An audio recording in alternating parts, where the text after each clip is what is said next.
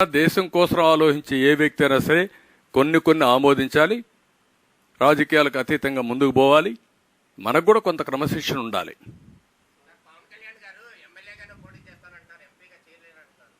తప్పే ఉంది అట్లా. మేము కూర్చో మాట్లాడుకుంటాం. మేము మా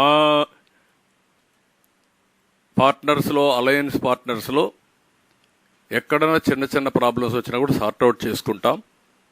రెండోది, నేను మా నాయకుల్ని, మా కార్యకర్తల్ని, 3 పార్టీల నాయకుల్ని, కార్యకర్తలను ఒకటే అపీల్ చేస్తున్నాం. ఈ 3 పార్టీలు కలిసి పోరాడేది రాష్ట్రాన్ని కాపాడుకోవడానికి, ఈ రాష్ట్ర భవిష్యత్తు కోసం చేశాం. అందుకే అందరం కలిసి ఎక్కడికి కూడా ఒక అవగాహన రావాలి. సీట్లు రాని వాళ్ళు మా పార్టీలో కూడా కొంతమంది ఉంటారు. ఎన్నో సంవత్సరాలుగా అవస్థలు పడ్డారు, కేసులు పెట్టించుకున్నారు, జైలుకు పోయారు, మళ్ళా వచ్చారు, అన్నీ కూడా ఇబ్బందులు పడ్డారు.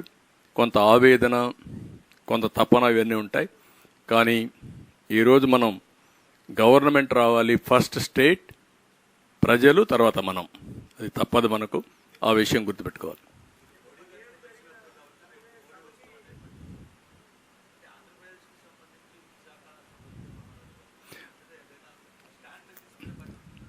నేనేమంటానంటే, మీరు గుర్తుపెట్టుకోవాల్సింది 2014-19 ఆంధ్రప్రదేశ్లో పనులు కాలేదా? ఎక్సెప్ట్ స్పెషల్ స్టేటస్ తప్ప అన్ని పనులు కాలేదా?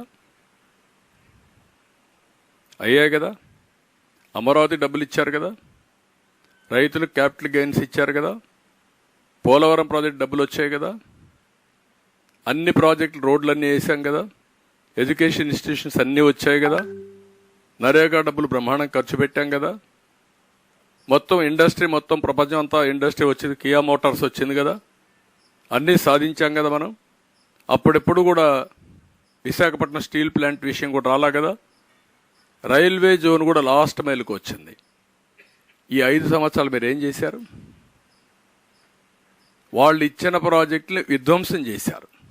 అమరావతి నాశనం చేశారు, పోలవరం ముంచేశారు, లేకపోతే ఇండస్ట్రీస్ని తరిమేశారు. కనీసం నిన్న చెప్పారు వాళ్ళు, విశాఖపట్నం రైల్వే జోన్కు ల్యాండ్ ఇవ్వలేదు కాబట్టి మేము పనులు ప్రారంభించలేని చెప్పారు. సిగ్గైదా మీకు ఇది? ఇంకా ఏం మాట్లాడతారు మీరు?